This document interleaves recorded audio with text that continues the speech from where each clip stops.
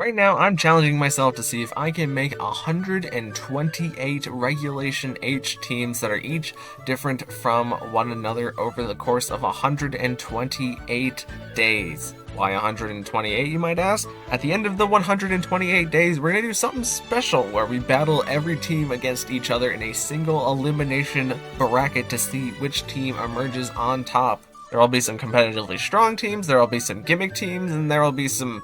probably a good number of goofs and gaffs in there, so if you want to follow through to the end, subscribe so that you can keep up with each day. But without further ado, let's move on to day 116. Alright everybody, welcome back to another video, and today we're going to be going over a Venoshock team. Now our first Pokemon doesn't actually have Venoshock, but Venoshock's property is that the power will double if the target is poisoned, similar to the move Hex, which we have on Gengar over here, which is another move that you can use to double your power whenever the target is statused. But the main thing that we're going to be trying to do is poisoning the opponent and then dealing increased damage to them based on the fact that they are having their HP being chipped away every turn. So this is a very hyper offense strategy, and what better Pokemon to have on a hyper offense team than Whimsicott? And starting off on Whimsicott, we have the U-turn, which we can use to pivot out fairly quickly with Whimsicott. Like, Whimsicott is a very fast Pokemon, so if we need to pivot Whimsicott out with the U-turn,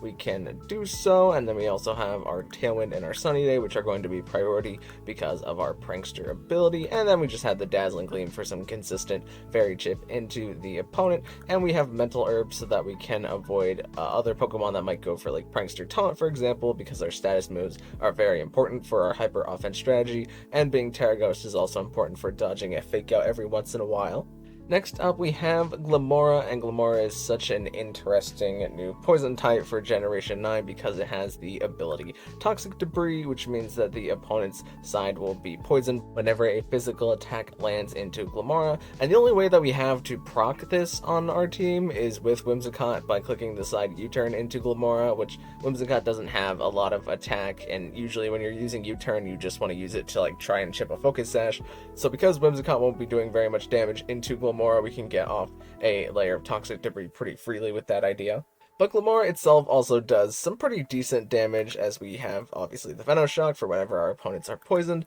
and we have the Power Gem for using our other stab, and the Earth Power for hitting things that ruin our strategy a little bit, like Poison and Steel types that we can't hit very well with the Venoshock. We can hit them super effectively with the Earth Power as long as they're not flying, but if they are flying, then Power Gem is going to always be at least neutral, so it's nice to have Glimmora on this team. And we also have the Spiky Shield just to buy us a turn of Protect, but also to buy us a turn of Toxic Stalling, even though we don't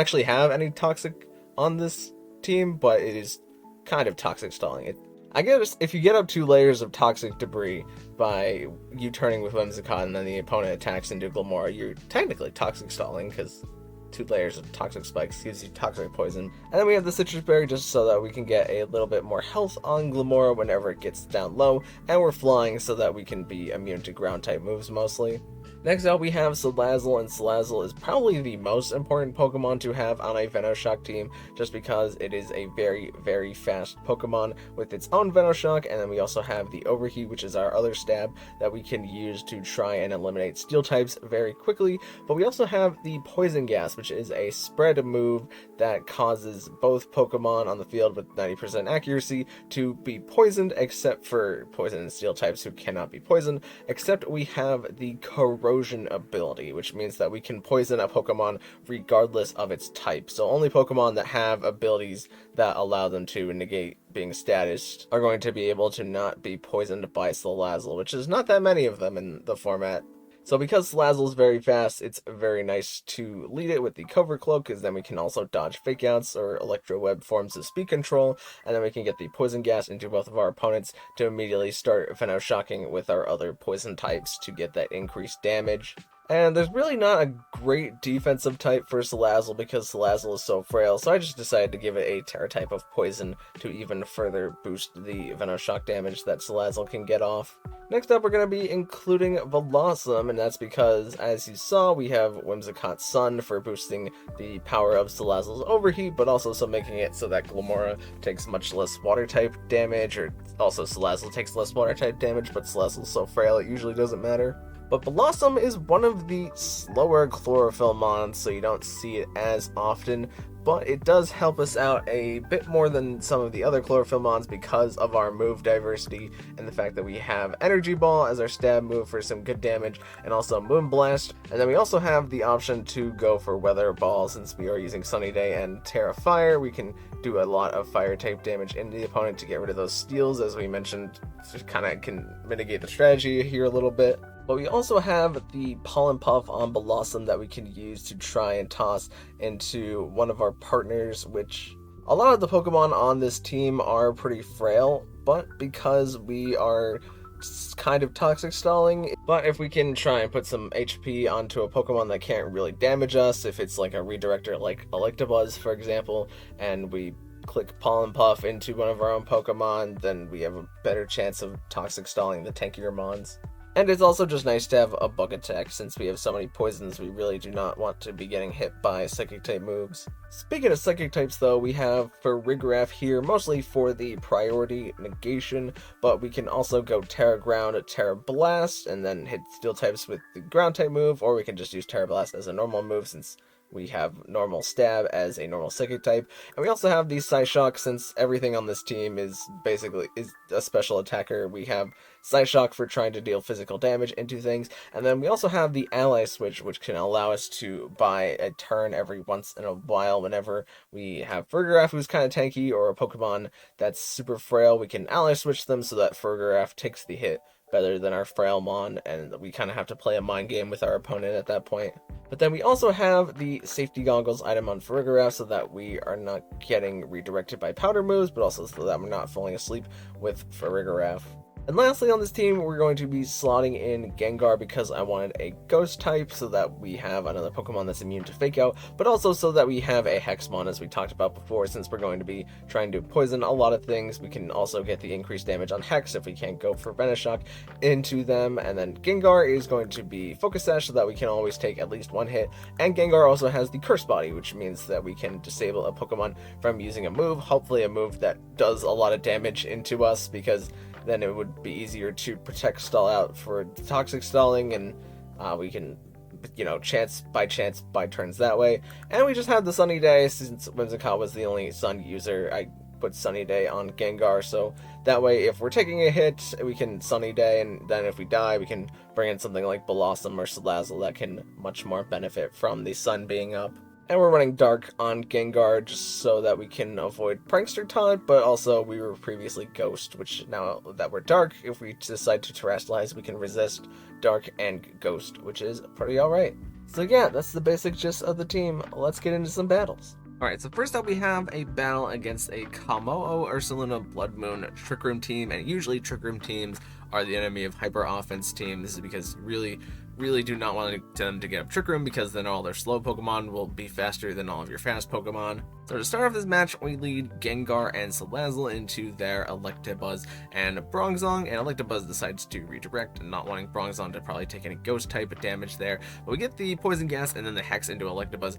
doing a good bit of damage, and we got to poison both mons because of our Corrosion, even though Bronzong is a Steel type. So we double protect here to stall a turn of Trick Room, and the Electabuzz does have Feint, but since Gengar is a Ghost type, it can't feint into Gengar, and even if they did feint into Salazzle, Bronzong doesn't really have anything to touch Salazzle. Even though it's a Psychic type, it only has Steel and Fighting moves. So we just get to swap in Farigiraf here, and then we get an Overheat into Bronzong, but now they bring in Ursaluna. But seeing as they only have 2 turns of Trick Room left, and we have Farigiraf on the field, we can Armor Tail, protect ourselves from the feint, and then they can't throw a Blood Moon into us. So now we just need to stall one more turn of Trick Room, and Electabuzz is going to go down to the Poison. We ally switch here so that Farigiraf takes the Earth Power instead of Salazzle, and Kamo does go for the Clangor's Soul to boost its stats for outside of the Trick Room, but we go for Poison Gas, but unfortunately we miss Ursaluna, which is going to make this a lot harder. We do at least get the Poison Gas into Kamo, which is going to make it a lot easier to beat because it doesn't have any form of HP recovery, and now that it's boosted its stats, it's going to be a lot tankier. But Trick Room now ends, and Kamo is probably going to be the fastest thing on the field, but we can just double protect here to make it so that Kamo takes some poison damage, and they did just try to go for spread moves into us, which means there's no point in Fergaref going for the ally switch, and Clanging Scales is just going to KO both Mons here as Ursaluna fails the Hyper Voice. But now we get to bring in Gengar and Glimmora, and I make a mistake here, which is that I go for Clang Soul with Kamo when I meant to go for the Clang Scales. So Kamo is going to uselessly Clang Soul here, and Gengar's just going to get the Hex. But what would happen here is that Gengar would go down to the Focus Sash right away, and then Ursaluna would pick up the KO since it is Mind's Eye. The normal type move is going to hit Gengar, but now Gengar is the one that is brought down to Sash and gets a little bit of Venoshock chip, and we get the Earth Power into the Ursaluna. Ursaluna does go for the Hyper Voice here, which it would probably go for the Earth Power if Gengar was not here. It just wanted the spread damage so that I could get rid of Gengar. And if we hadn't missed that 90% accurate Poison Gas into the Ursaluna, then we would probably be in a really good spot here, because we would have done about double the damage, and also our Protect Stall turns means that Ursaluna would have been taking poison damage over time. But we get the Earth Power as they throw Earth Power into us, but we Terrestrialize into a Flying type, and Venoshock is able to take down the Ursaluna there. So I did make a mistake not going for the attacking move with Kamo, which would have brought Gengar down to Sash, but we also got unlucky where we missed that 90% poison gas, so we would win the game with the strategy that we had more often than not. Here we have a full Rain team, as it looks like they have 4 different Swift Swim Mons and Pelipper for setting up the Rain, and our Caledon, who is the greatest Pokemon to be in Rain in the Regulation H format. So we immediately lead Whimsicott so that we get Sunny Day, and Glimmora so that we can maybe try and hit Pelipper with a Power Gem right away to get rid of their weather control, but they maybe read this by going into our Caledon as we Sunny Day, and Power Gem does do some damage to our Caledon as they Ice Beam into Glimmora, unfortunately not deciding to go for a Water type move with Kingdra. But now that we know the Kingdra is Choice Specs, we can say that it's not going to really do damage into Glimmora or Blossom if we Terrestrialize into Fire, so we can just Weather Ball into our Caledon for a lot of damage there and get some Power Gem chip into the Kingdra, as Blossom's not going to take very much damage from the Ice Beam. But Pelipper comes back to reset up the Rain, and Overquill is going to enter. We get the Power Gem into Pelipper, and we get Water Weather Ball into Overquill, which is still going to be enough to one-hit KO that with our Choice Specs. And Glimmora is going to Spiky Shield here, as Blossom unfortunately has to go down. It wasn't going to do very much damage anyways, but now we get one turn with Gengar guaranteed because of our Sash. And I think what I should have done is I should have risked the double with Glimmora, as you're about to see. If we had gotten the double with Glimmora on the Spiky Shield, then we would win the game. But they get both of the Muddy Waters, but we disable their Muddy Water, and since Kingdra is Choice Specs, it forces the Kingdra to have to struggle, and Gengar is also faster than Kingdra now that we have set up the Sunny Day. So we do get Hex, but Hex is not enough to pick off Kingdra, and Kingdra is forced to struggle because it only has one move that was disabled. So if we had gotten the double with Glimmora Spiky Shield, or if they had missed either of the Muddy Water hits, then Gengar would have been able to win the game there and beat the Kingdra. But I think what we should have done on turn 1 was that we should have Terra Ghosted Whimsicott, so that if we knew the Kingdra had Ice Beam, that it wouldn't have been able to take out Whimsicott on that turn, and then we could have had a lot more play if we had set up Tailwind with Whimsicott, so that way we were always guaranteed outspeeding things. And lastly, we have a battle against a team with a pretty good spread of Mons here. They don't have like one exact synergy, but all of these Pokemon are fairly strong in their own rights, or are very strong in their own supportive rights. So we lead Salazzle and Gengar here because I want to try and click Poison Gas, because we can Poison Gas everything on this team except for Goldango because of its Good as Gold ability. And they do, in fact, lead Primarina, which I think is a little strange here. And they also have Sneasler, who we are not running the fastest Salazzle that we can. And I'm not, doesn't look like even fastest Salazzle can outspeed fastest Sneasler. But we are just going to double protect with Salazzle and Gengar because I wanted to see what the opponent did. And they did immediately Terra Steel with Primarina, probably predicting a Steel type move going into that slot. And they tried to taunt Salazzle from going for the Poison Gas. So they repeat the last turn is what it looks like, but we just go for Overheat into Primarina arena now that it is a steel type, and we go for Sunny Day with Gengar so that we can continue to exert pressure with our fire type moves.